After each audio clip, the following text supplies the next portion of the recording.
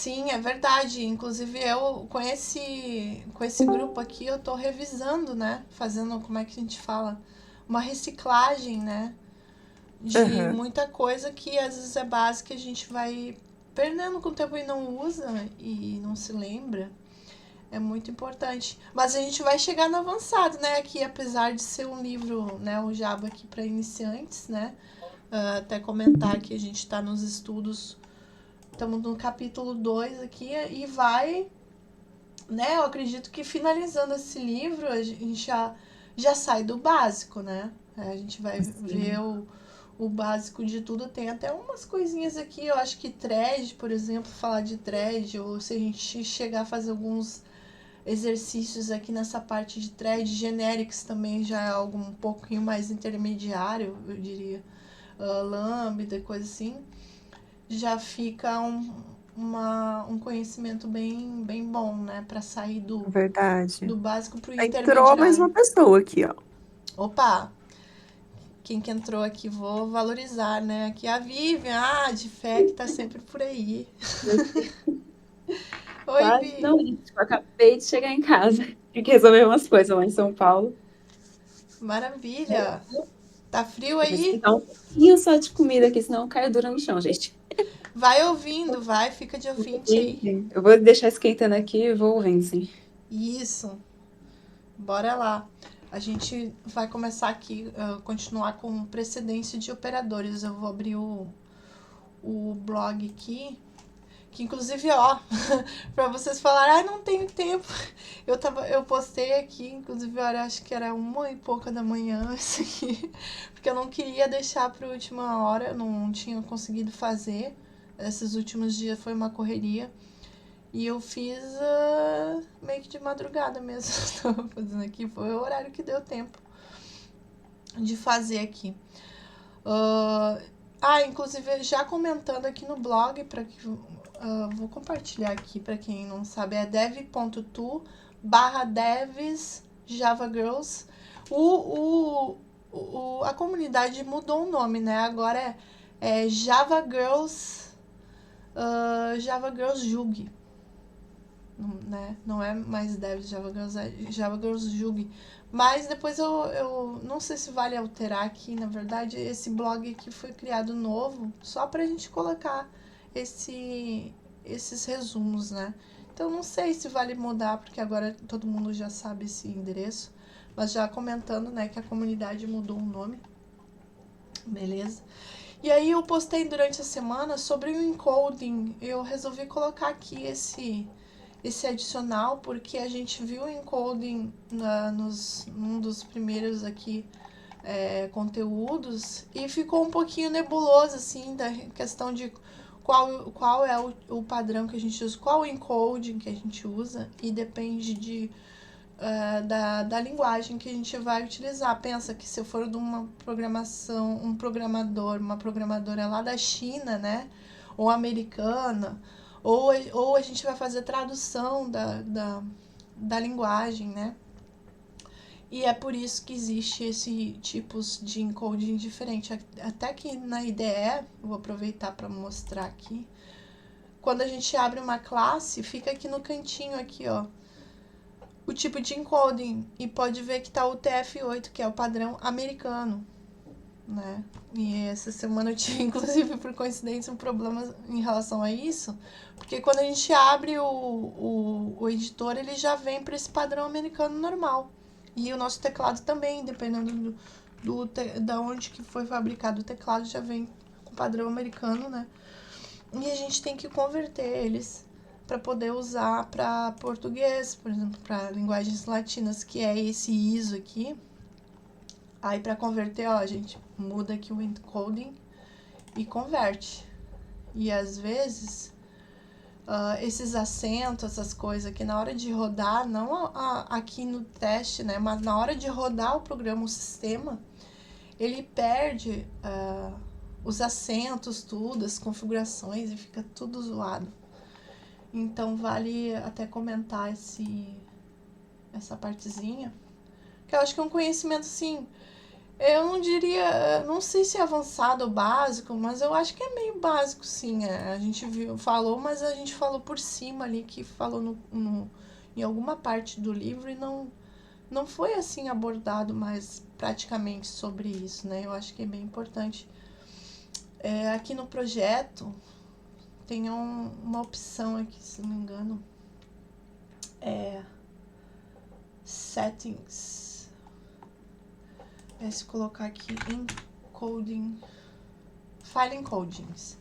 Ó, já até vou mudar aqui, porque para já ficar aqui, ó, para resolver os problemas, como a gente está usando português, as mensagens, a gente está colocando em inglês, porque o livro é em inglês e algumas coisas a gente está usando em inglês. Mas se a gente estivesse fazendo um sistema aqui para ser usado no Brasil, teria que ser assim, ó. ISO 8859-1 e os dois, que esse aqui é o global e o do projeto. Já vou deixar aqui assim. Beleza? Só fazendo esse comentário aqui sobre esse post. E vamos lá. Vamos continuar aqui com a precedência de operadores, né? Que a Marina foi até o último ali, as conversões. E ela explicou maravilhosamente, que ela tem didática, eu acho que é professora, né? Explicando como é que funciona esses operadores, fazendo uns exemplos ali do livro, né? Explicando. Ela já abordou em relação a cada operador, já foi falado. Mas aqui está abordando a questão da precedência, né? O que é a precedência? Aqui fala que a ordem, né? Lembra aquela frase famosa, a ordem dos fatores não altera o produto? Quem lembra dessa frase, né? Que é muito falado às vezes em relação a algumas coisas da vida e alguns cálculos, né, que a gente faz. Mas nesse caso, a precedência, que é a ordem, na programação influencia. Então não é bem assim nesse caso. A precedência faz diferença. E aqui tá falando das precedência mais alta e mais baixa, né? O que ele vai calcular primeiro? Mas o que é isso? A gente olha assim, mas o que é que quer dizer isso? Vamos lá. Mais alta seria aqui esses incremento e decremento, né? Unário, aqui esses mais, menos, que já foi visto. Depois a multiplicação, a soma normal. Tem outros aqui, o barra e o percent, que é o mod, que é o resto. Então, assim, aqui essa tabelinha pra gente se basear qual que é a ordem, se a gente tem que fazer um cálculo tudo na mesma linha, uma expressão juntas, o que ele vai fazer, né? Então ele tem uma ordem das coisas aqui, né? Aqui tá a ordem. E aí é o seguinte, nesse resuminho aqui eu vou ler. A precedência de operadores refere-se à ordem em que as operações são realizadas dentro de uma expressão, né? Quando você escreve uma expressão com múltiplos operadores, a precedência determina quais partes da expressão são avaliadas primeiro. Isso é especialmente importante em expressões complexas, né? Para garantir que o resultado seja esperado. Então a gente, vou botar tudo aqui dentro, vou pegar uma forma, vou botar dentro de um parênteses aqui e vamos ver, vai dar resultado. Tem que ver bem, né? Não é bem assim. Então, aqui tá um exemplinho aqui. Tem uma soma, né? Simples soma com multiplicação. O que ele vai fazer primeiro? Segundo a precedência aqui, né? Já mostra que a multiplicação vai vir antes da soma, né? Então, mesmo que esteja na mesma linha, ele vai primeiro fazer 5 vezes 2, que vai dar 10, mais 3. Essa precedência é relacionada diretamente à matemática? Vai ser a mesma? Ou a linguagem tem uma precedência própria dela? Nesses casos aí dos operadores, por Uhum. exemplo. Boa pergunta. Eu, eu acho que é a mesma da matemática, mas eu não sei. Aqui no livro não fala se é a mesma. Mas a gente tem uma na matemática, né? Quando a gente coloca as expressões no papel, né? A gente aprende lá na escola, tem, né? Uma. Então, porque Eu acredito eu não que. prestei atenção nessa aula também, mas se eu tivesse prestado seria útil agora, tá vendo? É. Em relação à matemática, eu sei que tem uma ordem e eu não me lembro. Existe. Acho que a multiplicação vem antes Vem mesmo, né? Por antes. isso que eu, Se que eu for fiz a nessa pergunta, questão mas. aqui, sim.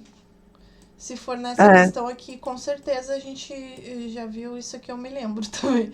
Agora, em relação aos. Eu acredito que sim, tá? Porque aqui tá dizendo assim, de acordo com a multiplicação, é uma precedência mais alta. Daí ele ficaria como se fosse isso aqui, ó, entre parênteses, né? A gente pode botar entre parênteses isso na matemática normal, né? Um cálculo que a gente aprende na escola é assim, né? E se não ficaria 5 mais 3, 8 vezes 2. Aí o cálculo já ficaria outro resultado, né? Mas eu acredito que seja o mesmo. Inclusive, vamos tirar essa dúvida. E vamos deixar essa questão para a gente tirar essa dúvida aí. Quem quiser procurar em algum lugar e confirmar para gente. Mas eu acredito que seja assim. Porque em relação aos operadores normais, né, que é matemáticos. Agora, junto com as de programação, que essas aqui, que é os unários aqui, o shor, esses outros não existem na matemática, né?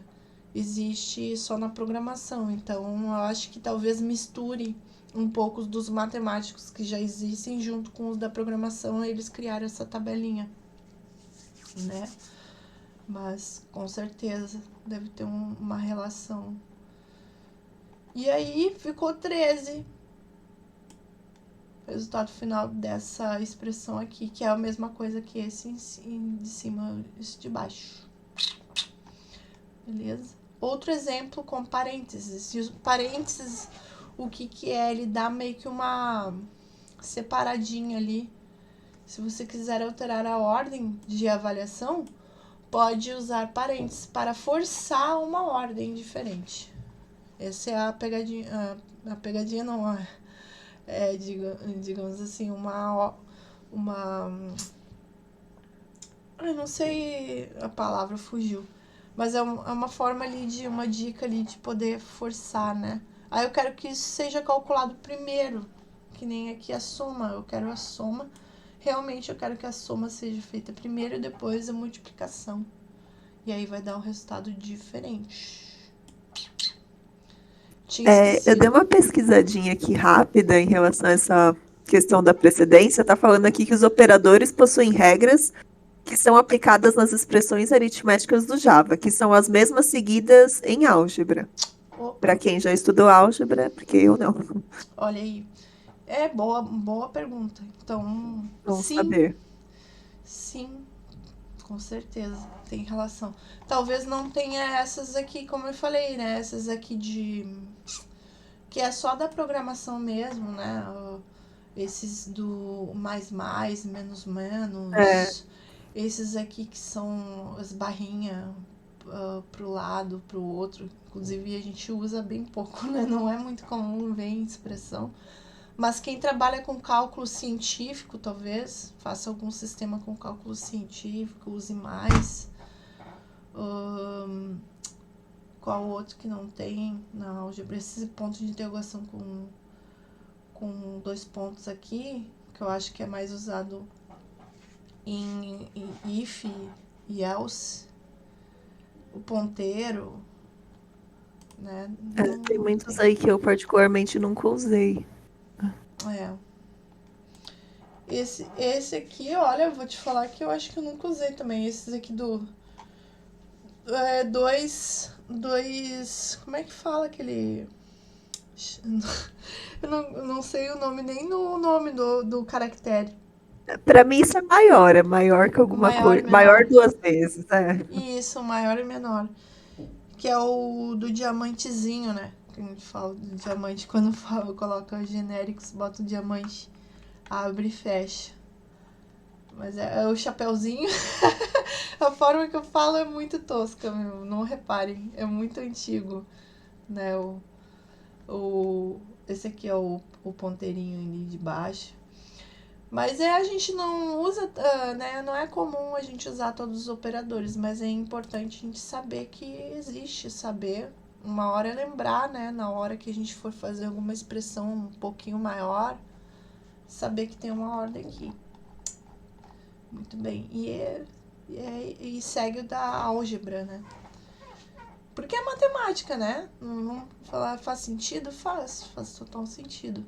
Então a importância da precedência é isso, porque senão o cálculo não seria matemático, né? Não faria sentido. E aqui a gente está fazendo um cálculo matemático mesmo. Compreender a precedência dos operadores é crucial para escrever expressões corretamente e evitar erros lógicos no seu código. Isso garante que as operações sejam realizadas na ordem desejada, sem a necessidade de parênteses desnecessários, tornando o código mais legível e eficiente. Ou seja, nesse caso aqui, ó, a gente pode perceber que não precisa nem parênteses, porque se a gente colocar assim, ele já vai fazer nessa ordem que é do cálculo normal. A não ser que você queira que a ordem seja diferente da que é a da álgebra. Então, nesse caso aqui, tá dando outro exemplo, que eu quero mudar a ordem. Eu quero que seja a soma primeiro, antes da multiplicação. Por quê? Porque tem uma tabelinha aqui que diz que a multiplicação vem antes da soma.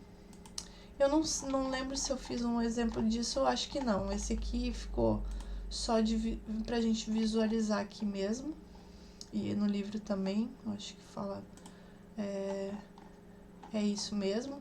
Na verdade, no livro é só a tabela, né, falando. Aí a gente complementou ali um pouquinho mais no resumo. Agora a gente vai para a tabela verdade para os operadores lógicos. E essa parte aqui que a Marina conseguiu fazer ali explicou na hora de explicar os operadores, ela fez bem detalhado assim, explicando cada operador, né? Eu não vou fazer essa parte aqui. A gente vai fazer mais esse exercício proposto, beleza? Eu coloquei esse código ali no IntelliJ. Logical Optable. Vamos lá. Cadê aqui? Que basicamente é o seguinte, ele faz meio que uma tabela verdade aqui. É parecido com o que já foi visto ali, explicando. Mas ele vai executar, tem um monte de tabulação também, que é esses comandos aqui que a gente já viu também. Para ficar numa ordem aqui. Ou seja, até vou voltar aqui pra vocês verem essa parte aqui. Fala de circuito. Aqui, ó, ela explicou, basicamente essa tabelinha aqui, ó, que ela tentou fazer é difícil falar, pra você ver, né, a gente tava comentando ali com a Simone, que tem coisa que é bem básica, né, mas nisso faz uma base pra gente entender a lógica da programação mesmo, né, que isso aqui é lógica pura, né, aqui, da gente entender essa tabela verdade, né? Aqui, ó, ela fez todo esse cálculo que eu vi no vídeo ali, quem puder ver, explicando aqui por que e dá um nó na cabeça, eu vou falar pra vocês, às vezes ué, como assim? É que a ideia é que assim, ó, quando você usa aqui no caso um operador, né? Tá usando um operador aqui pra verificar. Aqui a ideia é que entre dois valores, qual é a lógica aqui? Entre dois valores, só um pode ser verdadeiro, né? Caso contrário, se os dois forem verdadeiros, é falso, É essa a pegadinha, assim, um macete aqui pra entender essa tabela verdade. Se um é falso e outro é verdadeiro, então é falso, porque os dois têm que ser verdadeiros, no caso, para ser verdadeiro. Então eu não vou repassar aqui isso aqui de novo, mas aqui fala do AND, né? Diferença. Soma ou um ou outro, um e outro, um ou outro, XOR, e o NOT, que é a negação, né? Do operador de negação. Esse penúltimo, qual que é? Que é o acento, O o acento XOR. circunflexo. Esse aqui é o Ah, tá. XOR. O Beleza. XOR não é tão usado também, né? Então, os outros é mais comum esse daí. O XOR é assim. Nesse caso aqui, o XOR é Esse eu acho que falso eu com também nunca falso. usei, assim, no dia a dia. Não é muito comum, não. O XOR, falso com falso é falso. Verdadeiro com falso é verdadeiro, porque tem um verdadeiro. Ele é o contrário do normal. Se tem um que seja verdadeiro, ele já considera como verdadeiro. Mas se os dois são verdadeiros, ele considera como falso, porque não pode ter dois verdadeiros, Ah, entendi. né? Ele é meio parecido com com um ou outro, o OR, aqui, se for ver. Mas nesse caso É aqui, que o Ora aceitaria os dois verdadeiros, ele não aceita. É isso, é né? isso, Acho. é essa a diferença, ó, pode ver aqui embaixo. Até aqui, até o meio aqui, né, nesse exemplinho aqui, ele é igual, né, um ou outro. Só nessa última questão aqui que é diferente, porque ele só aceita um verdadeiro. E no caso do ou, ele aceita um é verdadeiro. Se um é verdadeiro e o outro também é verdadeiro, então é verdadeiro. Entendeu? Mas tem que olhar pra Entendi. tabela. Tem que olhar pra Não é. tabelinha pra gente se lembrar. Aham. Em que situação que eu usaria um short? É meio. É meio. é- não é muito comum realmente. A gente usa mais o ou, né? Se é uma coisa pra validar uma coisa ou outra. Agora o short, não. Quando for. Em que situação? Quando é a situação de que só pode ter um verdadeiro. Eu quero comparar dois valores, mas só um pode ser verdadeiro. Então é isso. E o contrário, negação nega tudo, né? E o end é o mais comum da gente entender aqui. Então, esse exercício, eu acho que que a gente está fazendo agora. Vou passar para frente aqui. É a tabelinha, eu entendo que é a tabelinha verdade. Olha, uma tabela verdade para os operadores lógicos. Então ele tá. É exatamente o mesmo exercício, né? Acho que dá para perceber. Ele imprime aqui a seguir. Então ele faz todo aquele cálculo ali daquela tabela, exatamente a mesma ideia. E ele coloca, só que em vez de falar em português, ele tá colocando aqui em inglês, né? True ou false. Não sei se tem como explicar melhor aqui, mas eu acho que não sei se tem necessidade. Agora a gente já passou ali, viu, né? Tem dois. O que ele tá fazendo esse main aqui? Ele botou uma. Na verdade era com uma tabulação e eu vi que tinha ficado torto. Eu botei duas aqui no. Como se fosse um header, né? Ficou ali um cabeçalho. Com o nome dos operadores imprimindo aqui em string. Deixa eu botar aqui de volta. Cadê o console? Oh, meu Deus. Como é que eu boto o console? Ah, tá aqui. No playzinho. Então, ele botou meio que um cabeçalho aqui. Aí ele seguiu dando um print aqui. Por linha, né? Dá um print.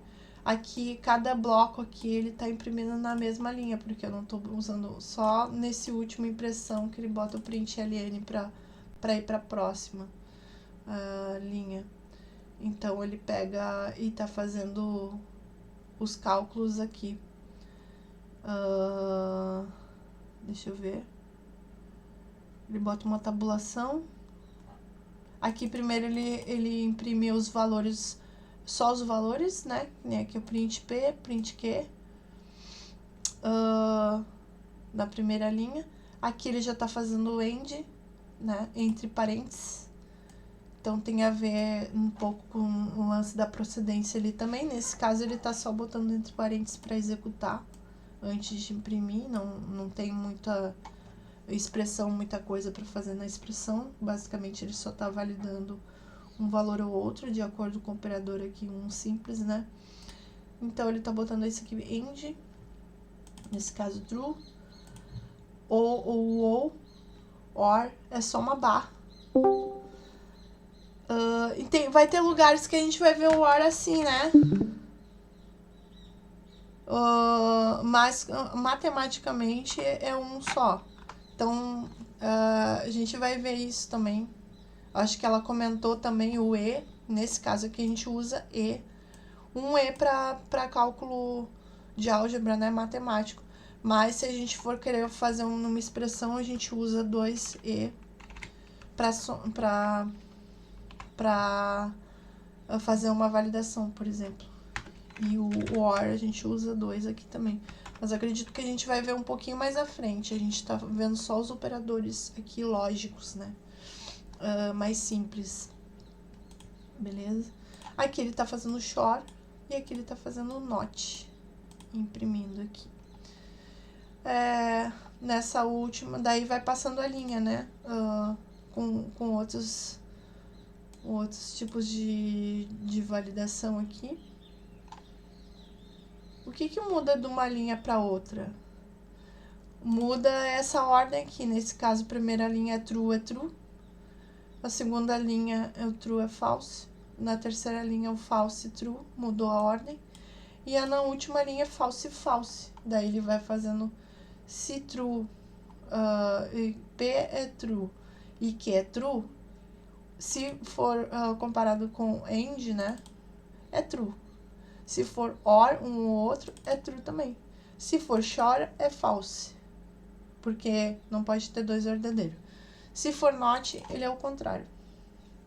E assim, sucessivamente. Ele vai para cada linha, calculando baseado nesses dois primeiros valores aqui. Beleza? Vocês têm alguma dúvida quanto a esse exercício aqui que vocês acharam? Acharam muito complicado entender esses operadores, né? O XOR é o mais incomum, que nem a gente estava comentando aqui, mas tem uma pegadinha ali. É igual ao OR, parecido, porém a última questão ali é que a questão é que ele não aceita dois valores verdadeiros. O resto tá tranquilo, né, de entender. É mais comum a gente utilizar. Alguém tem uma dúvida? Ou podemos prosseguir com o próximo item? Não tem? Dou-lhe uma, dou-lhe duas. A gente vê até aqui, né? Aqui tá falando aqui. No livro, é que eu tô olhando no livro, né? Eu fiz um resuminho ali. Deixa eu ver o resuminho. Aqui, ó. O resuminho tá falando que esse aqui é só um exercício pra gente realmente botar em prática, né? Quem conseguiu fazer, tem o código ali no livro, é só a gente colocar ali, basicamente é isso aqui. Quem quiser baixar o projeto vai ter todos os exercícios aqui. Mas essa classe aqui, né? Que imprime e faz esse exercício. Tá? Eu também falo um pouco da precedência ali que a gente já falou. Basicamente isso. Alinhamento das colunas, com tabulação, posicionamento dos resultados, né? Usando tabulação aqui, código completo. Os parênteses ao redor das operações lógicas são necessários devido à precedência, né? Que a gente já viu antes, que começamos a ver sobre precedência. E o operador mais tem precedência mais alta que os operadores lógicos. Então, tem a tabelinha ali. Vou olhar no livro, acho que é mais fácil. Essa tabela de precedência aqui, né? Primeiro vem os incrementadores e a coerção, depois a gente vai falar, já foi falado, né, essa palavrinha coerção, que também não é muito comum a gente ouvir. Tem uma precedência mais alta, quando você vê aqui numa expressão, depois a multiplicação, depois a divisão, depois o resto, depois o mais, depois o menos, e por aí vai, segue os outros. E aí a gente coloca o parênteses para mudar a ordem, se a gente quiser que tenha uma ordem diferente. Beleza? Deixa eu ver aqui, por sua conta própria, um comentário aqui. Tente modificar o programa para que ele use e exiba uns e zeros em vez de true ou false. Ah, entendi. Isso pode dar um pouco mais de trabalho do que esperado. Eu não vou fazer aqui, o que é que tá propondo aqui, mas a gente usar aqui é boolean true, false. O que seria eu iria mudar não vou botar em outro. Eu iria mudar os valores em vez de boolean aqui para usar int. Vamos fazer o experimento aqui.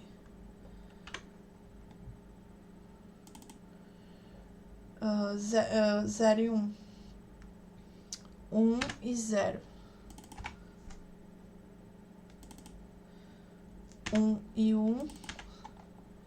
E aqui eu vou botar 0 e 0. Seguindo a mesma lógica, né? A gente true, false, false, true. Mas aqui eu tô usando 0 e 1 só. E inteiro. Não é que deu muito trabalho. Aí ele não vai aceitar algumas operações aqui. Por quê? Vamos ver.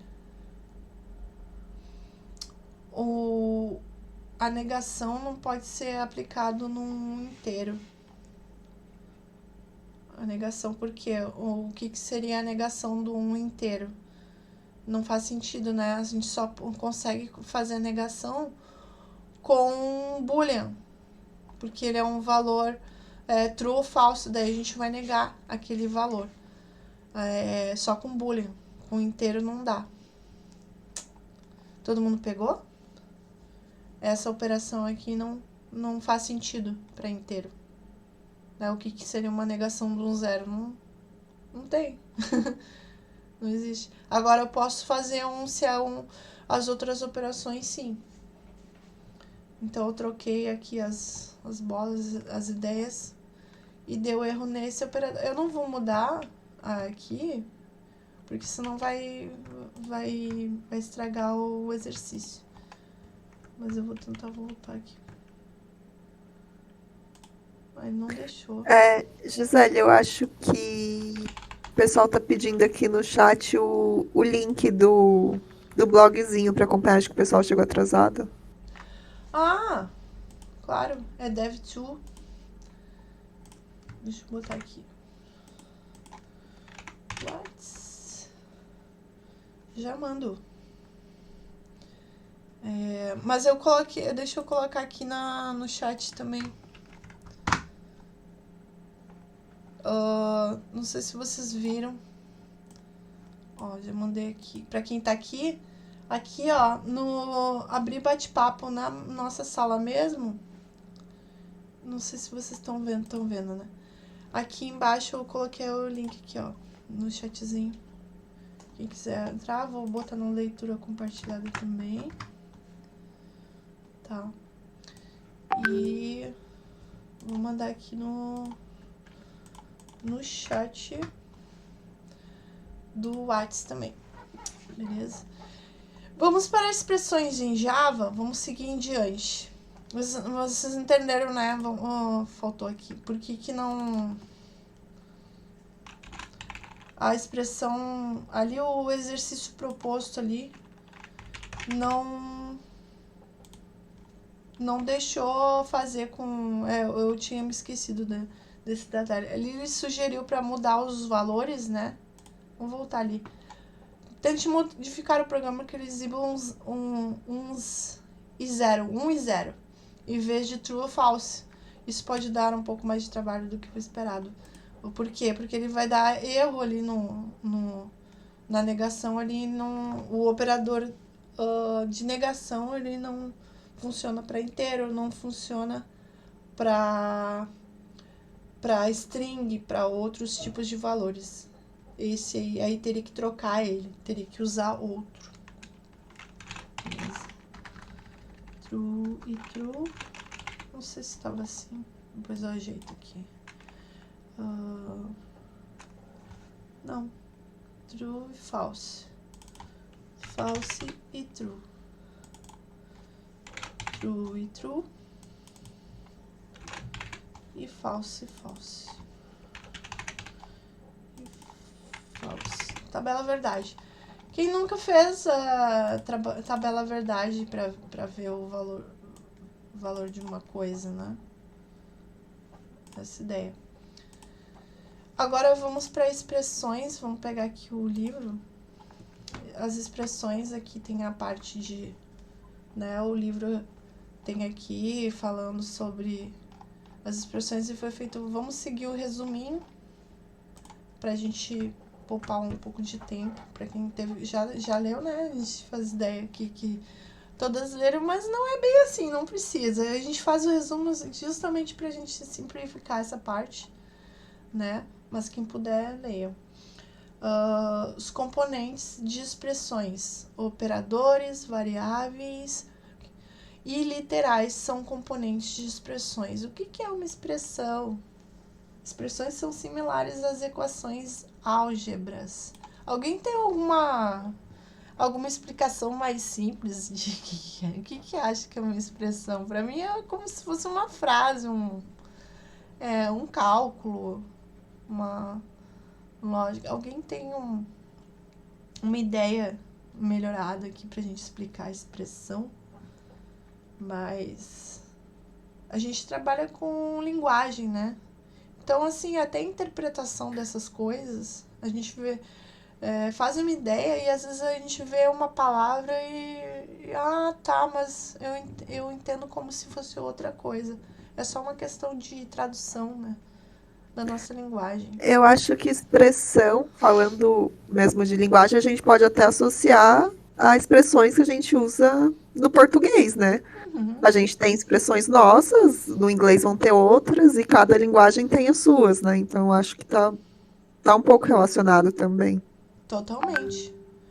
Aqui estamos falando em expressões em quê? Java, né? Na linguagem Java. Perfeito a analogia, viu? Simone, né? Obrigada pela Isso. contribuição. Adoro quando vocês participam, porque vocês estão muito quietinhas. Então, vamos embora participar aqui, para não ficar um monólogo. Olha, deixa eu só olhar aqui, ó. Tem outra Gisele aqui, ó. Bem-vindas. A Maria Clara, a Maria, já conversei com ela um pouquinho, a Vivian, que tá aí. Tô super feliz que vocês estão aqui estudando. Vamos seguir aqui falando em conversão, né? Agora a gente já sabe, tem uma ideia o que é uma expressão. Como uma outra menina falou da outra vez, é tudo que vai dentro de um... que pode ir dentro de um entre chaves, ali em algum bloco. Sim, também. Também pode ser uma forma de simplificar e dizer o que é uma expressão, né? O que a gente vai ter no código. Por exemplo, aqui, ó, tudo que eu tenho dentro desse método aqui do main são expressões, né? Pode estar sendo dividido em blocos, mas são tudo expressões em Java. Conversão de tipo. Agora vamos lá, estamos falando de conversão. É possível usar diferentes tipos de dados em uma expressão se forem compatíveis. exemplo aqui, vou usar EG, mas é exemplo, short e long, né, que são tipos diferentes de dados, mas a gente pode converter um short num long e um long num short. A diferença entre eles são numéricos, mas eles têm tamanhos diferentes, né? Tipos diferentes são convertidos para o mesmo tipo, usando regras de promoção de tipos. Ai, gente, então não complica. Promoção? Por que eles usam? Eu acho que isso é coisa da tradução da linguagem inglês para o português. Porque para mim promoção é outra coisa. Para mim promoção é de preço. Tô rindo aqui só para dar uma zoada aqui, mano.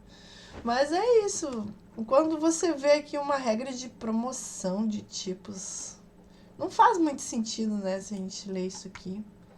Mas beleza. Aí pega um livro de Java, o que é isso? Promoção de tipo, aí que fala. Promoção de tipo aqui, ó, falou. Promoção de tipo. O que vocês acham disso?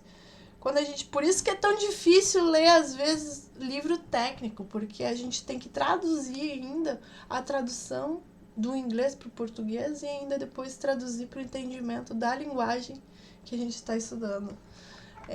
Gente. Mas aí aqui juntas, né?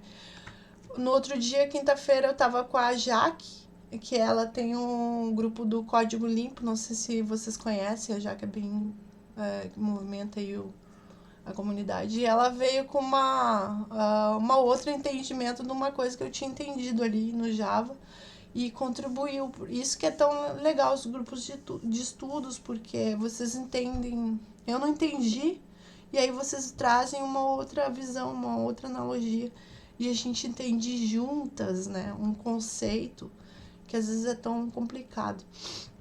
Então, o que vocês entenderam dessa frase aqui que fala de promoção de tipos de Java? Alguma quer comentar o que pensa sobre isso? Eu acho que é mudança mesmo, né? Então, era de um tipo, virou outro. Eu entendo dessa forma. Uhum. Promoção de cargo, né? Foi promovido. Foi promovida a uma string. Tipo isso. Isso, vamos pensar. Aí sim, aí pra mim faz sentido. Fulana lá foi promovida de gerente pra diretora. Ganhou um cargo diferente. Mas funções diferentes, de repente a mesma. Não, funções diferentes no caso de cargo, né? Mas aqui estamos falando de variáveis, né? Não dá pra fazer analogia de tudo. Aí, aqui tá falando muito dos tipos, né? O inesperado de uma promoção. Aí tem o código aqui. Vamos pro código pra gente ver isso aqui melhor, né? Do tipo de promoção. Que aqui tá falando aqui, regras da promoção. Pra mim, isso aqui é uma conversão, né? Na verdade. É conversão. E aí eles usaram a palavra promoção junto nessa parada aí, já ficou meio nebuloso, mas quer dizer a mesma coisa. Promoção a int. Valores char, byte e short são promovidos a int. Promoção a long. Um operador for long, a expressão inteira é promovida a long. Promoção a float. Se operando for float, a expressão inteira é promovida a float. Promoção a double. Se algum operando for double, o resultado será double. Meio, né, olhando isso aqui, tá. Efeitos da promoção de tipos. Promoção de tipos são aplicadas apenas durante a avaliação da expressão, né, do contexto ali, do cálculo da frase. A variável original mantém o seu tipo após a validação. Promoções podem levar a resultados inesperados. E aí vamos no exemplo do código ali do prom demo. E aí eu joguei lá direto. Depois a gente continua, vamos no código. Fica mais fácil. Vamos entender o que é essa parada aí, porque pra mim ainda tá meio nebuloso.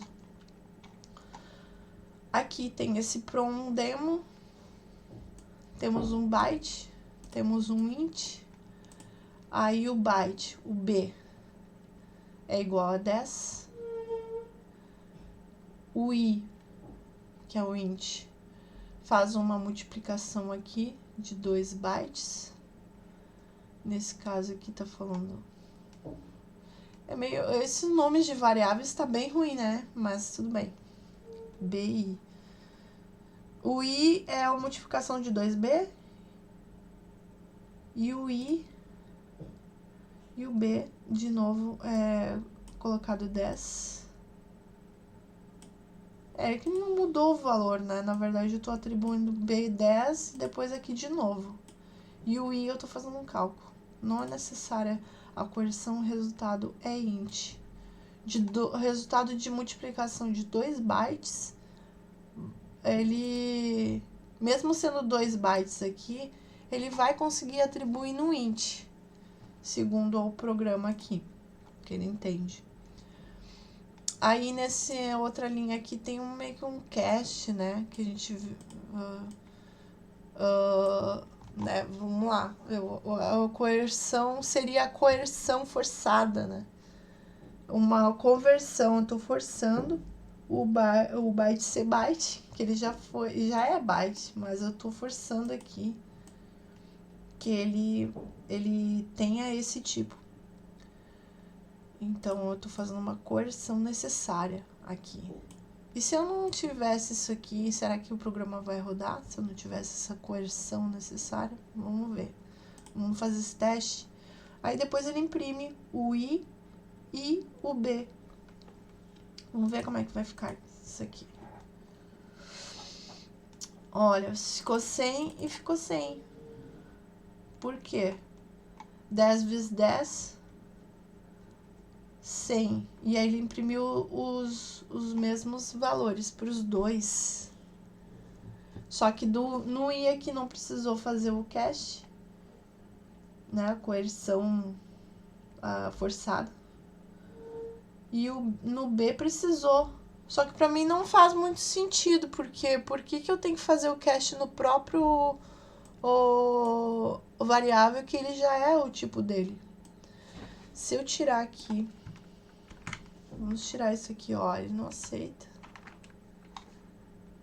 Ele dá erro. Eu estava desconfiada disso. Vocês entenderam, meninas? Aqui nesse primeiro aqui não precisou. E nesse segundo precisou. Por quê?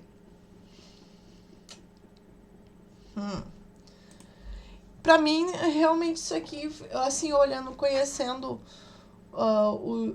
o Java, eu não tenho costume de usar variável primitiva muito, né? Trabalhar com esses variáveis primitivas. Mas, considerando que o B é byte, por que eu tenho que... eu tô atribuindo um byte, uma multiplicação de 2 bytes, e ainda tem que fazer um cast pro próprio byte, pro B. Por quê? Vocês entenderam? E aqui ele tá reclamando aqui o seguinte, ele tá dizendo aqui, ó. Required type byte. O que é esperado é um byte. Só que o que eu tô provided, o que eu tô provendo ali é um inteiro. Aí ele tá reclamando, tá dizendo aqui, ó, cast expression to byte. Ele tá meio que forçando eu realmente fazer essa coerção. Então, vou fazer o que ele tá pedindo. E aí ele parou de dar erro. Beleza? Por quê? Porque esse cálculo aqui, aí tem que entender um pouquinho da questão da matemática aqui, ó. O Java, na minha cabeça aqui eu tô entendendo que quando eu multiplico 2 bytes no cálculo, eu multiplico 2 bytes, ele transforma em inteiro. Certo? Quando eu faço esse cálculo. Então, por isso que aqui funcionou. Aqui foi direto, não precisou. Porque o resultado desse cálculo aqui, B vezes B, que é de byte, ele já transformou num inteiro. Só que do contrário aqui, eu peguei 2 bytes, quero botar num byte, eu não consigo. Aí eu tenho que fazer esse cast aqui, essa coerção forçada. Beleza? É um pouco ilógico isso pra mim, porque, né? Mas, vamos lá. Eu entendi o ponto ali que ele explicou. Porque é o comportamento da linguagem mesmo. A linguagem faz isso. Ó, mesmo parecendo errado, é isso que dá a impressão, né? Mesmo parecendo errado, nenhuma correção necessária na atribuição de B vezes B no I, porque o B é promovido a int quando a expressão é avaliada, ou seja, é bem isso que eu desconfiei ali na hora de ele fazer o cálculo, aquele cálculo ali de multiplicação, ele já transforma, meio que ele já promove a multiplicação ali de 2 bytes para um int. No entanto, quando você tentar atribuir B vezes B a B, que é um byte com byte vai dar byte, né? A gente pensa, byte com byte vai dar byte. Mas não, ele precisa de uma coerção novamente para byte. Pasmem! Isso aí é o comportamento do Java nessa situação. Lembre-se disso se perceber mensagens de erro inesperadas de incompatibilidade de tipos referentes a expressões, né? Não é muito comum isso, realmente, sim. Nesse caso aqui, eu não sou muito de usar byte, né, mesmo, porque o byte, ele é uma variável muito pequena, né, a gente não usa muito, né, mas, beleza. Vocês entenderam, meninas? Aqui esse exercício, realmente, eu entendo que esse exercício é pra gente ver que nem tudo é o que parece, né, que às vezes em algumas expressões, alguns cálculos, o Java, ele decide meio que fazer aquela promoção ali implicitamente por baixo dos panos o Java faz. Que nem aqui ele tá fazendo uma promoção aqui a int. O resultado desse cálculo. E se a gente não estudasse isso, a gente não ia saber. Por sorte, isso aqui é uma coisa que se eu fosse fazer esse cálculo aqui, o Java ele reclama, né? Se fosse runtime, eu ia fazer esse cálculo aqui no instinto, por instinto, né? Vou pegar aqui 2 bytes, vou multiplicar, vou somar. Será que com soma ele também se comporta dessa forma? Também, com tudo. Se eu só somar com multiplicação, com qualquer cálculo com byte, vamos fazer o teste. Por sorte, o Java, ele reclama, né? Ele é inteligente o suficiente de reclamar essa parte segura, assim, no Java, que ele reclama, a maioria das coisas ele reclama na hora de... antes mesmo de compilar, né? Ali o programa, a gente já resolve bastante coisa, mas tem coisas que só executando mesmo. Mas nesse caso, ele te avisa. Beleza? Vamos seguir em frente. Alguém quer fazer um comentário sobre esse exercício? Sobre essas promoções aí esquisitas? Vamos seguir o resuminho aqui. Bom, a gente falou de promoção implícita, né? Porque não é explícito, é implícito. De mudança de... Ali ele fez um cálculo e já mudou a expressão, né? No caso, que nem ele falou, não tinha entendido essas frases aqui, ó. A promoção a int, que foi o caso que a gente fez. Valores char, byte e short são promovidos a int. É isso. Se eu não tivesse lido essa regra, isso aqui é uma regra. Se eu não soubesse disso, eu não ia entender mesmo. Mas se eu pegar um char, ele vai se comportar do mesmo jeito. Então ele muda meio que, ele muda por baixo dos panos ali o resultado daquela expressão, daquele cálculo. Então é isso. Isso aqui realmente é uma regra. Então a gente tem que meio que decorar ou quando for usar, desconfiar que isso esteja acontecendo. Porque é impossível a gente gravar isso na nossa cabeça, na memória, saber, né, voltar aqui. Quando eu for usar isso em algum lugar, em algum momento, eu me lembrar disso. Não tem como, né, gente? É isso que às vezes a gente se cobra para ter, mas eu não me cobro. Eu agora, com o tempo, eu vejo, eu vou pesquiso e vou atrás, eu vejo por que ele tá reclamando. Daí eu vou atrás, assim, por que tá reclamando? Se eu tentasse fazer esse cálculo aqui, o que aconteceu? Por que ele tá assim? Daí eu vou atrás e pesquiso. Ah, tá. Mais informações, deixa eu ver aqui. Ah, tá. E daí eu vou na internet, vou e pesquiso. Por que ele não aceita? Não tem lógica isso. Realmente é meio que uma regra do Java. Que vou botar aqui um char. Vamos fazer um experimento aqui. E aí eu vou fazer essa outra linha aqui, C. Vou botar um char. Aqui, ó. Ele já tá... ele tem as paredinhas que a gente usa aqui o Copilot para ajudar também. Hoje a gente pode, né? Eu acho que é importante saber usar as ferramentas modernas, não ficar no modo arcaico antigo, porque facilita a nossa vida, sim. Mas é importante a gente estudar para saber, ter conhecimento realmente o que tá fazendo. Então aqui, ó, eu tô pegando um char e tô somando com... Vou somar com byte aqui. Ou multiplicar. Na multiplicação, segundo ele ali, eu vou colocar no i. Ó, no i ele deixou.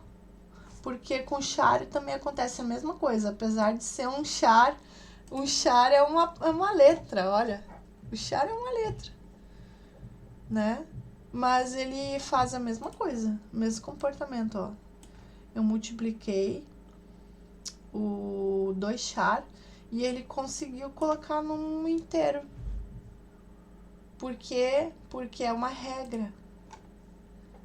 O char, byte, short. Se eu fizer com short, vai acontecer a mesma coisa. É meio estranho, né?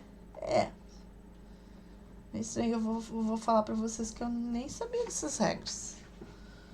Mas estamos aqui revisando, estudando isso. Mas aí se eu fosse fazer... Se eu quisesse colocar o char num char, fazer multiplicação aqui, ele vai pedir para fazer um cast, que é a coerção necessária, que é essa palavra aqui é muito ruim, coerção. Gente, vou no Google aqui, vou ver o que é coerção. Significado, o que é coerção? Vou forçar, coerção, ato ou efeito de reprimir. Nossa, esse bicho. Força exercida. Coibição. Eu tô forçando. Estou forçando aqui a atribuição, né? Então, beleza. Não tem como a gente decorar isso. Não aconselho, não é legal, mas a gente entendeu o conceito, a gente entender por que isso tá acontecendo. Aí a gente nunca mais vai esquecer, assim, é mais difícil esquecer, né? Do que decorar. Coerção em operadores com char, a gente já fez aqui, inclusive a gente acabou de fazer ali, né? No exemplo, sem querer, meio que já fiz ali. Uso da coerção na divisão com fração aqui, também tô falando. Coerção é útil para obter resultados fracionários em divisões também. Nesse UseCast aqui. No livro, vamos mais pra frente, aí ele dá um outro exemplo aqui com divisão. Bora fazer ali. Olhando no código, fica tudo melhorado. Eu não coloquei... Deixa eu imprimir. Vou imprimir essa. Vamos imprimir o C aqui antes de ir pro próximo. Ficou um ponto de interrogação, gente. Ele ficou sem saber o que é o char. Olha que curioso. O char eu botei A. E aí eu peguei e multipliquei o 2 char, né? Os dois. Pra ver o que acontece aqui. Ele botou um ponto de interrogação. Porque não é nenhum número, né? Ele não é um número. É só por curiosidade mesmo. Agora, se eu colocasse aqui no I, eu vou criar aqui vou fazer um teste. Vou criar um J aqui. Pra não afetar aquele. Vou botar no J. E vou imprimir o J. O que vai acontecer? Ah, ele botou. Olha que número que ele botou, que esquisito. Eu multipliquei 2 char. O mesmo, né, na verdade. E colocamos no J, ele botou aqui, ó. 4.220. 4.225. Parada é doida. Vamos pro próximo exercício, que é o use-cast que ele tá fazendo de fração. O que ele tá fazendo aqui? Ele tem um int i, ele fez um for com um for menor que 5 e eu acho que ele vai botar um negocinho entre essa barra aqui. Mas vamos lá, vamos executar aqui pra ver o que ele vai fazer. Vou tirar esses espaços aqui pra gente conseguir visualizar melhor. Ó. Então, no primeiro, um terço, né? Na verdade, o i terço.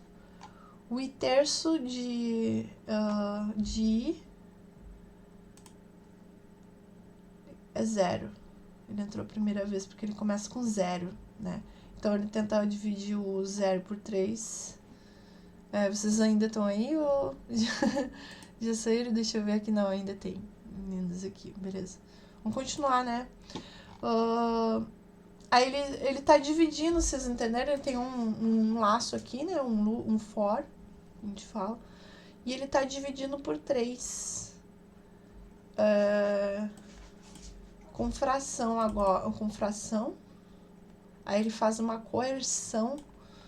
Um cast, né? Eu vou falar cast, porque coerção o cast é uma conversão, né? É isso que eu tô entendendo pelo texto ali, porque realmente não usa essa palavra não, mas no português, né, tem a tradução ali, isso é uma forma de forçar alguém, né? Eu não sei como é que eu falaria isso pra uma pessoa, né? Eu vou coagir aquela pessoa, não coerção. Não sei como é que eu falaria, mas enfim. Estou coergindo aqui. Estou coergindo o i a virar double. Nesse caso aqui. Mas ele, na primeira vez, ele vai ser 0. Então, ele vai ficar 0. Dividido por 10, vai ficar 0. Não vai fazer nada. O número 0 dividido por 0. Aí, quando ele começar a somar aqui 1, aí ele já começa... 1, quando entrar aqui no 1 dividido por 3, aí ele já vai começar a fazer as frações, né? Ó. Aí ele vai até o 0, 1 de 3, 0 de 0, 1 de 3, quer dizer, 0 de 3, 1 de 3, 2 de 3, 3 de 3, 4 de 3, e quando for 5 ele para, porque no 5, se eu colocasse menor ou igual, eu queria entrar no 5. Beleza? Mas como não tem, vai até 4. Quer dizer, vai até 4. E ele começa com 0. Certo? Então, aqui, esse exercício, o que ele tá fazendo? Ele tá mostrando que eu tô fazendo uma coerção aqui, um cast desse valor, se não me engano, ele vai fazer da expressão toda, né? Como a gente viu ali naquela regra, ele meio que ele tá fazendo da expressão toda. Certo? Será que faz diferença eu mudar a ordem das coisas? Eu vou tirar isso aqui daqui. Beleza? Vamos ver como é que ele vai se comportar. Opa. Por que eu... Ah, ficou tudo inteiro, ó. Tá vendo? Eu tirei e ele ficou tudo inteiro, porque ele tá entendendo que eu tô fazendo cálculos com inteiro. Beleza? Vocês estão entendendo, meninas? Ou tá meio nebuloso? E aí eu botei o cast. Será que se eu botar o cast no fim aqui? Não, ele não aceita. Eu fizer o cast. Tem que ser na frente do valor que... Opa. Tem que ser na frente do valor que eu quero transformar, né? Em fração. No caso aqui é o i. Então... Ou nessa expressão toda, né? Na verdade. Porque, olha aqui, ó. Esse seria uma forma de colocar aqui a ordem das coisas, mas ele já entende que é assim, então não precisaria colocar, né? Não vai mudar. Ah, mudou, sim, mudou, ó. Olha como mudou a diferença. Coloquei um parênteses aqui. Fez diferença, sim. Entenderam, meninas? Beleza? Querem fazer alguma pergunta, algum comentário? Estão muito quietinhas. Deixa eu ver o que temos mais aqui. O que ele tá falando? Vamos seguir aqui no... O que é importante saber? Pontos importantes. Promoção de tipos, né, que a gente viu, altera temporariamente o tipo dos operandos para garantir a compatibilidade durante a avaliação da expressão, durante a execução ali.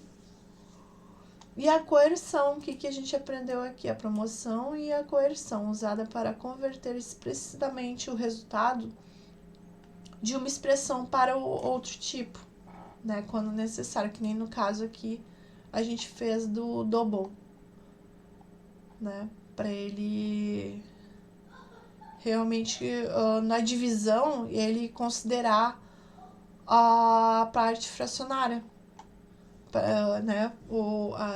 Senão ele ia ficar tudo inteiro. Eu quero que divida, mas eu quero que ele fique com decimal. É isso que eu tô fazendo, que a gente tá fazendo. Eu quero com fração, com decimal. Beleza? Senão ele vai entender que ele vai dividir inteiro e vai considerar só os inteiros. Ó.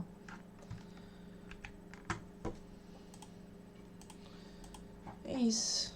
Seguimos o conceito aqui. Aí tá falando aqui do espaçamento e parênteses. Próximo item aqui, que é bem suave aqui. Que eu acredito que é mais dessa parte aqui. Espaçamento em expressões, tabulação, né? A gente já viu ali que ajuda ele a dar um espacinho, né, nas coisas, ele barra T ali.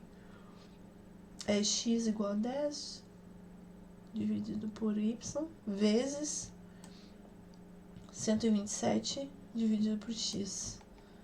Aí aqui diz que, acho que isso aqui é perfumaria, né? Mas fica mais visualmente, ficou melhor assim, né? Mas vai fazer a mesma coisa. Segundo, é mais fácil de ler. O uso de parênteses aumenta a precedência. Então, isso aí sim que é importante a gente saber que quando a gente bota um parênteses num cálculo, ele muda a precedência, né? Que nem a gente já comentou, muda a ordem das coisas contidas dentro. Semelhante à álgebra. O uso de parênteses adicionais não causa erros, nem retarda a execução da expressão. Ou seja, eu posso botar um monte de parênteses ali, e vai mudar a ordem, mas ele não vai causar erro, não vai... Acredito que não. Parênteses ajudam a deixar a ordem de uma avaliação mais clara, dependendo do contexto ali, né? O exemplo de legibilidade com parênteses, expressão menos legível. É aquele exemplo ali, mais legível. Olha, ó. Aqui botou um parênteses. Aqui botou outro. E mais 127. Use o espaçamento e parênteses para tornar o código mais legível e fácil de entender por outros programadores. Sim, nesse caso de cálculo é bem importante, né? E aí, para hoje, para finalizar, tem os exercícios para finalizar o capítulo. Vocês têm tempo? Um pouquinho mais? Para a gente finalizar aqui com chave de ouro o capítulo 2. Quem puder, fica aí com a gente. Pode ser, meninas? Beleza? Vamos terminar esse capítulo? Para ver tudo que a gente viu aqui. Eu vou abrir... Eu coloquei só as questões aqui. E a gente... vou colocar no livro a resposta ali pra gente acompanhar juntas. Deixa eu ver. A resposta tá no... Se não me engano, tava nesse... Não tava nesse... é porque assim, ó, esse no PDF, né? Essa página aqui não é exatamente a página que tá escrito aqui. Tem isso, né? Deixa eu ver aqui. Apêndices. Vamos ver aqui. Capítulo 2. Vamos deixar aberto aqui pra gente ver as respostas. Vamos tentar resolver sem olhar a resposta. Alguém quer me ajudar a ler aqui as perguntas? Alguém quer contribuir fazendo a leitura aqui das... Não querem me ajudar? Eu posso ler. Eba, vamos, Si, ajuda aí. Lê a primeira pergunta aí. Por que Java especifica rigorosamente o intervalo e o comportamento de seus tipos primitivos? Por quê? Você quer chutar aí? Você sabe, Simone? Deixa eu ver. Acho que eu não sei. Pelo seu conhecimento, por que tu acha que o Java especifica rigorosamente o intervalo e os comportamentos? Por quê? Do tipo primitivo, né? Que tá falando. Então. Peraí. Deixa eu entender a pergunta. Peraí, porque Isso. Java especifica rigorosamente o intervalo. Isso.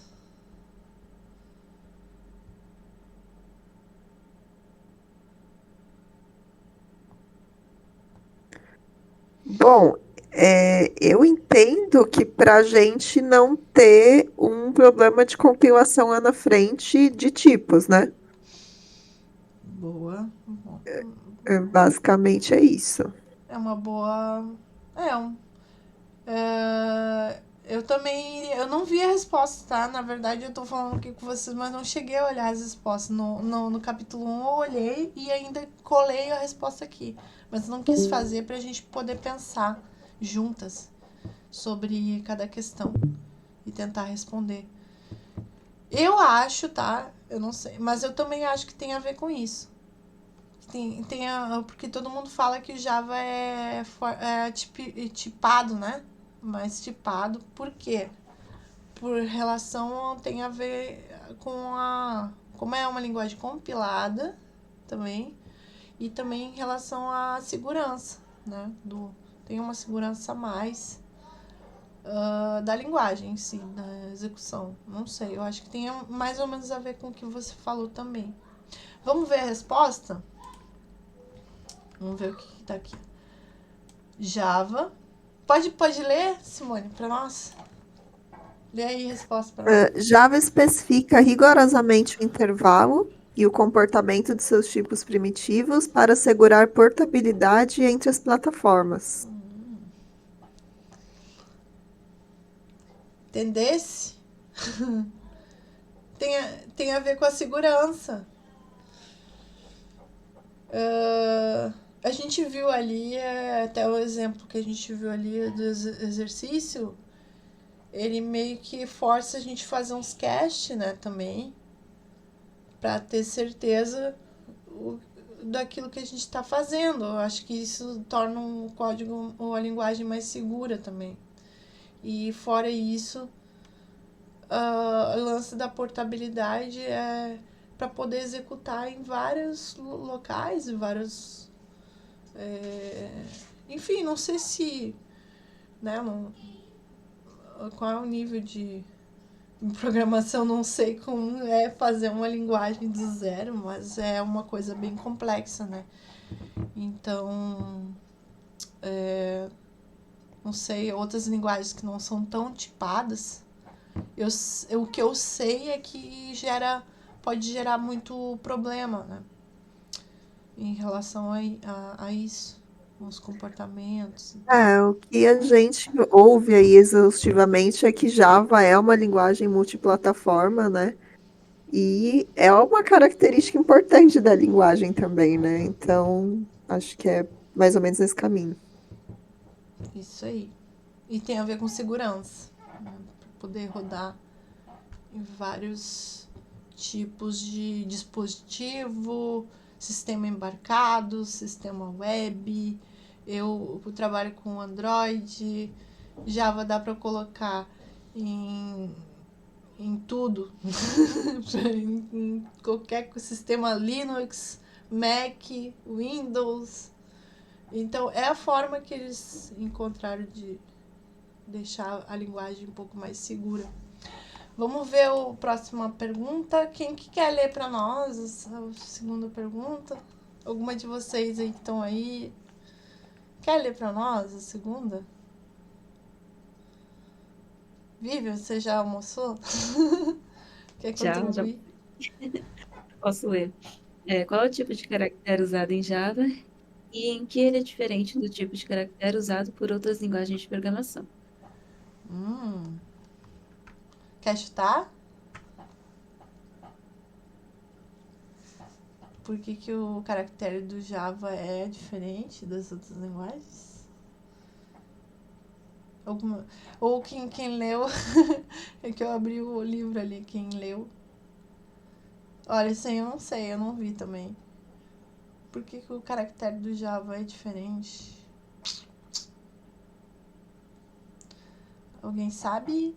Se souber, pode responder pra nós. Vamos ver aqui. Não faço ideia. Vou ler esse aqui. O tipo de caractere de Java é o char. Tá. O nome char eu sabia. Mas por que é diferente? Os caracteres Java são Unicode em vez de ASCII. Que é usado por outras linguagens de programação. Cara, isso aí eu tinha dúvida. Eu tinha dúvida porque realmente agora eu tô lembrando, nossa, tô lembrando uma memória aqui. No C é ASCII. E eu aprendi a programar antes de Java, eu aprendi C. E a gente usava, né, aquelas tabelinhas ASCII para ver o caractere que tava pegando do teclado. Eu usava a tabela ASCII. E no Java é Unicode, né? E aí o Unicode pode ter vários tipos, que nem eu comentei ali. O TF8, ISO 88 e por aí vai. Então, Java, os caracteres Java são Unicode em vez de ASCII, que é um padrão diferente. Depois, quem quiser tema de casa, poder estudar que são padrões diferentes. Por quê? E por quê? Sabe aquela coisa de criança? Mas por quê? Mas por quê? Porque daí assim a gente vai aprendendo mais. Não só se conformar com, ok, eu sei que é isso. Agora vai a fundo. Vamos a fundo nisso. né? Vamos indo, se aprofundando aí. Eu nem lembrava. Não fazia ideia. E é importante saber. Onde que eu vou pesquisar? Agora eu já sei, se eu for pegar vou fazer um sisteminha, tá? E aí eu tava em dúvida qual o padrão, tabela Unicode de Java, mas aí tem várias, né? Eu quero saber qual é o ponto de exclamação. Olha quantas tabelas tem. Tem várias que dá pra gente usar. Mas aí, como vocês já sabem, agora eu tinha falado, o Unicode UTF-8 é americano, então a gente vai usar qual? A gente vai usar a ISO 8859-1, porque ele é configurado para linguagens latinas.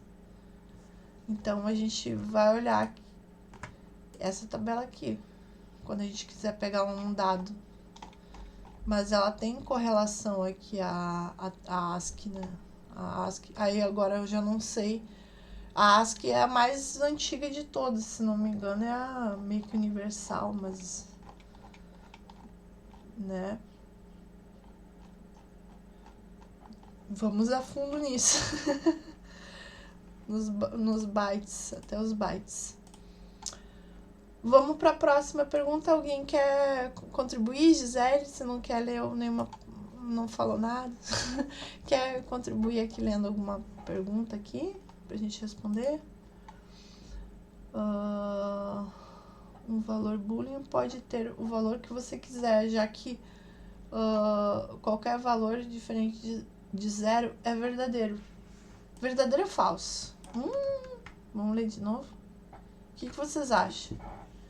Um valor boolean pode ter o valor que você quiser, já que qualquer valor diferente de zero é verdadeiro. Qualquer valor diferente de zero é verdadeiro. Verdadeiro ou falso? Eu acho que é falso, porque pra mim só o 1 é verdadeiro e o 0 é falso. Nesse conceito mais primitivo, assim, né? Mas não sei também. Ficou confuso. Eu tô achando que é pegadinha, viu? Pergunta. Eu acho que o valor boolean pode estar o valor que você quiser. Não. Diferente de zero. Porque o valor que eu quiser, não. Ou ele vai ser verdadeiro ou ele vai ser falso, Isso, né? Ele só pode ser duas coisas. Não sei. Exatamente. Partindo desse princípio, é isso que eu tô. Esse é o ponto. Ele só pode ter dois valores, o verdadeiro e o falso. E o verdadeiro é um bit lá, é um código, né? Não sei qual é aqui. Vamos ver aqui na tabelinha. Sei lá. Vamos olhar o que. Eu sei que tem um código ali no. True ou false é uma coisa. É binário, né? Aqui o meu binário. Código. Cadê o true ou false?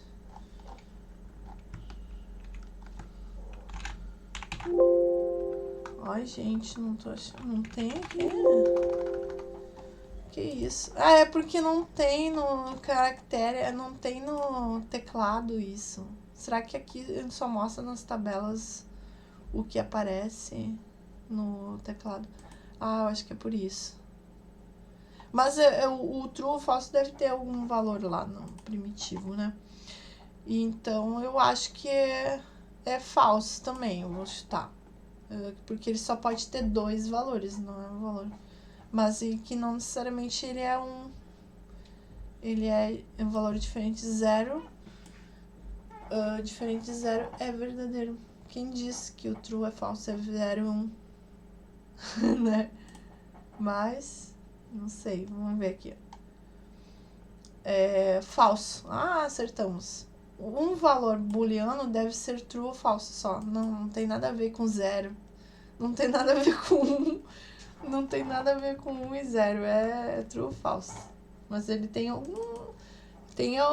valor dele lá binário, né? Eu não sei qual é o valor binário do true e nem o valor binário do falso. É que aí eu acho que o compilador lê dessa forma, né? Mas a linguagem é só true ou false. Eu É, entendi isso, pelo menos. isso mesmo. Olha, se a gente fosse ver aqui o valor do true ou falso, deve ser alguma coisa parecida com isso aqui, ó. O true é 0, né? 0, 0, 0, 0, 0. E o false, false seria esse. E o true seria o 0, 0, 0, 1. E não tão daquele jeito ali, né? Enfim. Dada essa saída, 1, 2, 3, usando um único string, mostre a instrução println que a produziu. Println que a produziu. Ah, seria... Dando isso aí. Ah, tá. Agora eu me lembrei. Esse exercício aqui, ele tava assim, ó, com uma um embaixo do outro. Então, seria o one, println 1, println 2, println 3. Eu lembro que na hora de copiar aqui, eu meio que zoei isso aqui. Seria assim, desse jeito. Era pra estar assim. Então, isso aqui ia ficar assim, ó. Então, ele ia ficar um println pra cada... Ah, ele não ficou, ó. Eu fiz ali, mas ele não imprimiu, ó. Como vocês viram, né? Enfim, eu acho que aqui no blog não foi possível fazer. Mas vamos ver aqui no livro. Ó, tava assim, ó. Dada a saída, 1, 2, 3. Com println. Ah, ele usou o barra N. Olha ali, ó. Dava pra fazer um println, 3 println com um 1, 2, 3. Mas ele queria que mostrasse um só println com os comandos, né? Ali o barra N. Barra N. Vocês entenderam, né? Que o barra N dá uma linha. Isso a gente já viu. Inclusive tem um comando que é o barra R, que é o retorno de carro, que a gente tinha visto quando a gente viu esse encontro. E eu não tinha conseguido colocar num exercício para funcionar ali na hora. E aí eu fiz isso depois eu posso mostrar para vocês o retorno de um carro, que é bem interessante, viu? É bem interessante. Não sei se já mostra agora, mas se não me engano, a gente tá fazendo meio que um compilado aqui do capítulo 2, né? Que a gente tá vendo aqui esses exercícios do capítulo 2 inteiro. Mas tá aqui, ó, o retorno de carro. Vou mostrar pra vocês. Que são esses comandos que dá pra gente colocar dentro da impressão, de imprimir.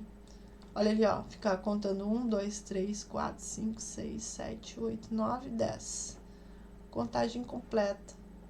E eu não tinha mostrado a funcionalidade do retorno do carro, porque não é muito usado, não é muito comum. O retorno do carro, barra R, aqui, ó, ele serve para reimprimir, sobrescrever um texto que já foi impresso. Olha só que interessante. Se a gente botasse o barra N, ele ia quebrar a linha, né? Aí vai ficar um embaixo do outro. Certo? Aí já o retorno do carro, que foi o exercício que faltou, né? Para quem for ver aqui depois dessa gravação, vai ter o complemento aqui do para que serve. Eu só queria comentar aproveitando. Exercício 5, vamos rapidinho aqui para não tomar mais tempo de vocês, só pra gente finalizar. O que tá errado no fragmento a seguir? Aqui tem um for aqui, ó. Um for com int sum. E aí aqui ele tá criando a variável aqui, né? Inteira. Depois ele tá somando sum mais i, que é o contador aqui, que ele começa com 0. Começou com 0 e vai até 0 até 9, né? Porque menor que 10. E aí depois embaixo ele tá imprimindo o bonito. O que tá errado, gente? Dá pra entender, né? O que tá errado? Vai dar erro. Não vai nem compilar isso aqui. Alguém quer falar? Visualmente falando, vocês sabem o que é nessa parte aqui? Identificar o que tá errado? Dou-lhe uma, dou-lhe duas. Quem vai falar? Tá errado uma coisa aqui, ó. Que não vai dar erro nesse sum aqui, ó. Embaixo. Caso do escopo, lembra? O escopo dessa variável aqui, sum, tá sendo criado aqui dentro do for. Então, aqui embaixo do for, ele vai dar erro. Porque não existe essa variável fora. Se esse sum aqui estivesse fora do for, não ia ter problema. E o cálculo poderia ficar aqui dentro, né? Porque ele tá somando. Entenderam? Deixa eu ver se é só isso, mas tem outro erro aqui, ó. Primeiro é criado sempre que o bloco definido é alcançado e destruída a saída. Logo, ela não manterá o seu valor entre as iterações. Certo? É alcançado e destruído na saída. Ah, tá. E o que é que tá... Esse primeiro bloco eu não entendi. Agora o segundo tá falando do escopo do sum aqui. Referência à instrução println é inválida. Vai dar inválido aqui. Vai dar erro. Mas já É que ele criou o in sum ali dentro do for, tinha que ser fora, né? Porque senão ele vai, hora que for rodar de novo, ele vai criar o sum e vai resetar o valor também, né? É isso? Sim. Tem que ser fora a declaração Antes do do sum. for ali, eu acho. Mas tem a outra coisa que tá errada aqui, que ele falou. São duas coisas.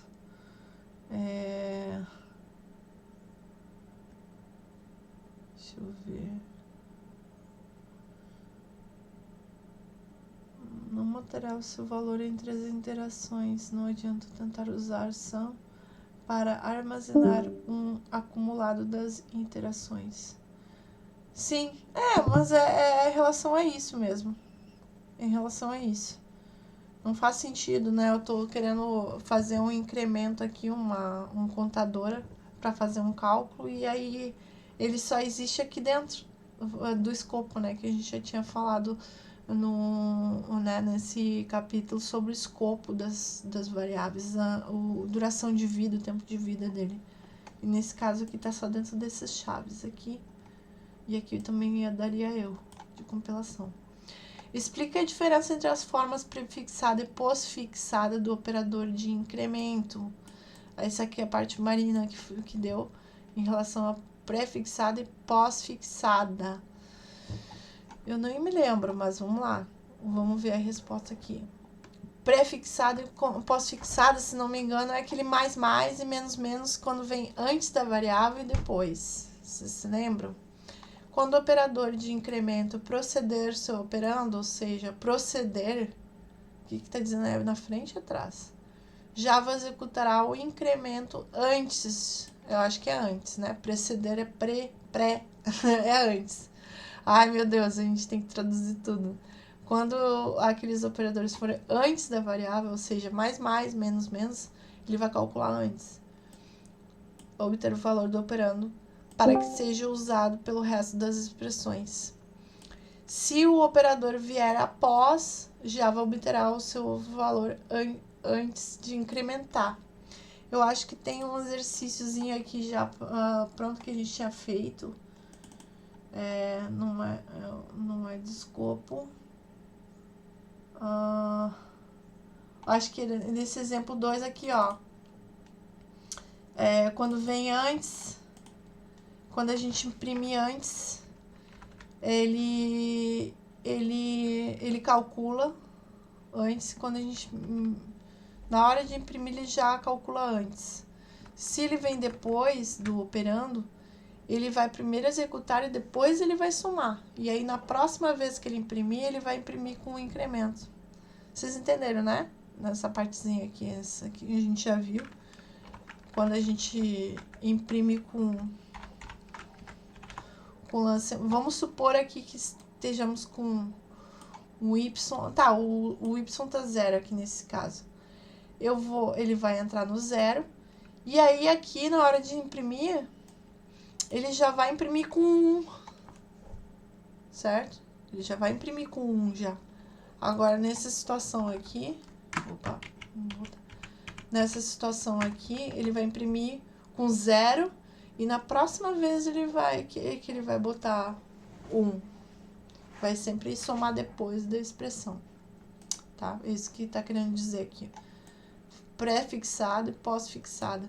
Pré-fixado vem antes, pós-fixada é depois do operador de incremento, certo? Só lembrando.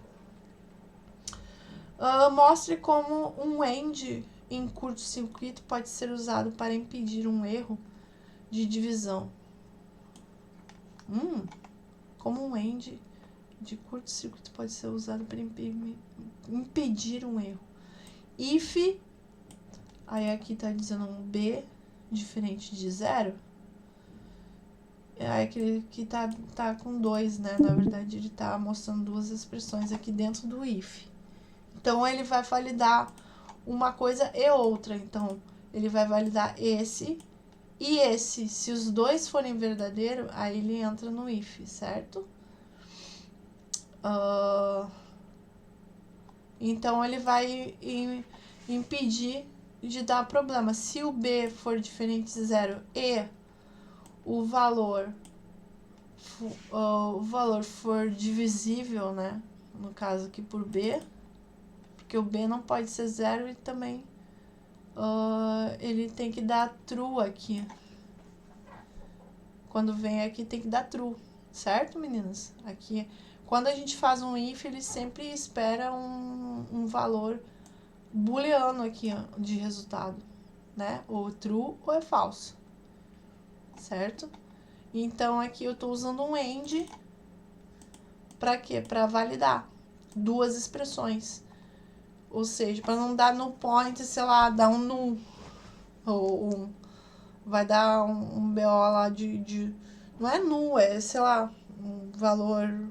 Porque aqui, no caso, eu não sei se é uma variável primitiva, né? Se é uma variável que pode ser nula, que pode ser fracionária, né? Pode ser qualquer coisa aqui, né? No caso, ele não mostrou aqui a criação das variáveis, mas aqui dá para ver bem que eu estou impedindo que provavelmente esse cálculo aqui ele vai fazer dentro do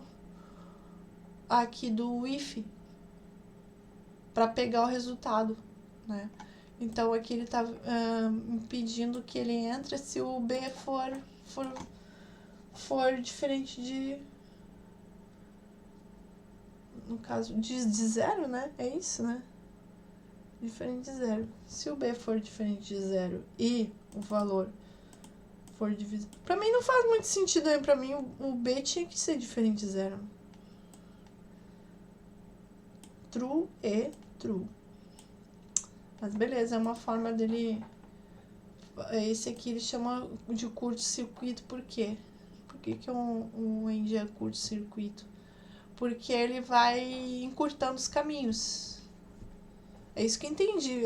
Essa parte foi a Marina que deu, mas eu vi, assisti os vídeos ali. O curto-circuito ele tem essa interseção. Ele vai para um caminho ou outro, direito ou esquerdo, vai indo, né? Até chegar ao resultado. Vai quebrando os caminhos ali. 8. Em uma expressão, a que tipo de são promovidos? Isso aí a gente viu agora, né? Eu acho que daqui pra frente a gente viu aqui nessa gravação aqui. Em uma expressão, que tipo são promovidos? Byte short. A gente viu que int, né? Eles meio que fazem ali uma promoção. Isso aí é muito engraçado, essa palavra promoção, falar em promoção de tipo implícita ali no cálculo. Em geral, quando uma coerção é necessária, que a gente já viu também que essa palavra meio... Coerção é uma forçar, né? Fazer um cast. Uma coerção é necessária na conversão entre tipos incompatíveis ou quando uma conversão redutora está ocorrendo. Ou seja, ah, de um short para long, eu posso pegar o valor de um short que é menor, botar no long. Agora, se eu tô colocando... Ah, agora eu tô entendendo por que ele faz ali. Tá dando bugando aqui. Porque de botar um valor que tem uma... pode armazenar maior, né, o conteúdo, ou seja, por exemplo, um long para int, eu tenho que colocar o cast, entendeu? De um valor que é maior para menor, a gente meio que é obrigado a colocar também. Agora, de um menor para o maior, não tem problema, né? Pega um number ali, um number que é menor, botar para o maior, não tem problema. Ele só vai ocupar um espaço maior na memória. Agora, do maior para o menor, tem que ser. E tipos incompatíveis, que nem, sei lá, eu vou transformar ali e tipos incompatíveis. Vamos dar um exemplo, sei lá, um true, um true ou false ali. Que nem a gente já viu, eu tentei fazer ali um cast ali. Acho que o Boolean não tem como. O Boolean não tem como, né, fazer um cast. Que não é um valor, né? É só true ou false. Beleza? É incompatível. E assim como o Boolean, não dá pra fazer o operador de negação, né? Ali não, o inteiro, digo. Os inteiros, não, números não dá pra fazer negação de números. Por quê? Porque esse operador só funciona para Boolean. Escreva um programa que encontre todos os números primos entre 2 e 100. Nossa! Esse aqui a gente vai ter que copiar, porque não tem... mas vamos só olhar aqui, depois eu coloco no código ali. Ele vai... Provavelmente ele vai fazer um for aqui, ó, tá aqui. Vamos botar ali no código. Ele fez um for... E para saber que é primo, o que a gente tem que fazer? A gente tem que dividir ele, ver se ele... A gente, pelo que eu tô lembrando, né? Se tiver, não é primo. Se tiver o quê? Se ele restar 0, o mod dele lá, que é o percent. Se tiver o resto 0, não é primo. É isso, né? Se a divisão for... O resto da divisão... Ai, gente... Me lembrei que a minha cabeça não tá funcionando mais, olha. É o resto, né, da divisão. No caso aqui, se ele restar sempre 0, né, a divisão for perfeita e não restar nada, ele não é primo, mas se ele dividir sobrar, aí ele é primo. É isso? Vamos ver se eu consigo colocar aqui. Já pra M. Será que eu entendi bem? Eu não me lembro. Vocês que sabem de matemática. Quando resta, ele só é primo quando ele... É que eu acho que o número primo só é divisível por 1. Só por 1, né? Eu acho. Fala que por 0 nenhum número pode ser dividido por 0. Então acho que é só por 1. Ou por ele mesmo. Ou por ele mesmo. Isso, é isso que eu queria. Que alguém me clareasse aí. Daí a forma de saber se ele é verificando o resto. O resto da divisão. Ver se o número tem divisão exata. Essa é a ideia, né? Se não tiver. E o número primo é aquele que divide por 1 e por ele mesmo, somente. É essa a ideia, né? Aí, ó, até 200. Mas ele foi só até 97 aqui. Ele não foi até 200. Porque aqui tá 100. Menor que 100. Ué, o programa não tinha falado 200? Ah, não, falou 100. Olha como eu tô cega, gente. É só até 100. Tinha ali 200, mas beleza, é isso mesmo. tem alguns números ali. Eu me lembro que não me lembro que o 2 era, primo. Mas o 3, assim, é mais os números ímpares, né? Isso eu tinha na lembrança aqui, o 3, o 5, o 7, o 11, o 13, né? 17, 19. É isso. Fizemos um programinha aqui que ele vai... Mas é um for dentro do outro, ó. E aí ele tá usando contadores diferentes. Vocês veem que o primeiro for ele usa o I. E o segundo usa o J. Tem muito problema de usar o mesmo... Não tem como fazer 2 for um dentro do outro usando o mesmo contador. Realmente isso aqui buga. E fica um infinito, se não me engano. Eu vou fazer aqui, eu até posso simular, tento usar o mesmo contador aqui, ele vai bugar. Acho que a gente viu um programa nesse problema. Não vou zoar aqui. Deixar bonitinho como tava.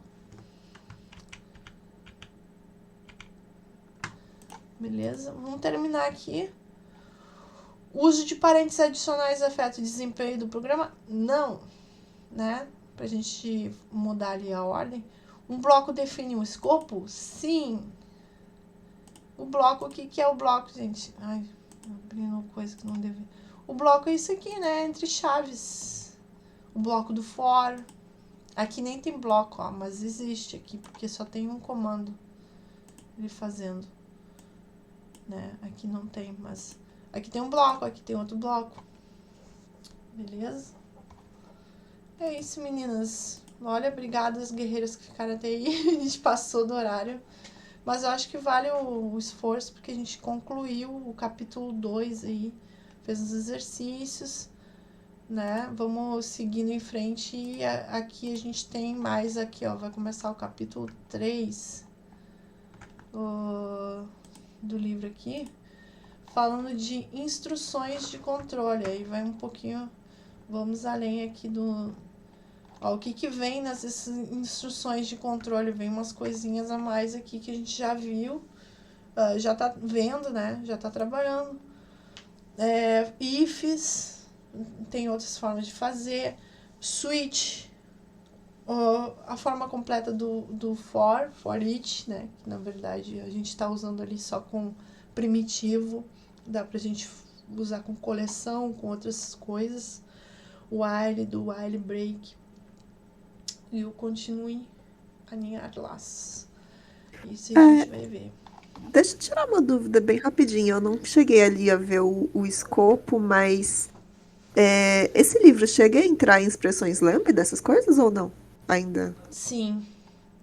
Pelo que eu vi agora aqui, passando por cima, aqui a gente vai ver threads, tratamento de exceções, pacotes, heranças.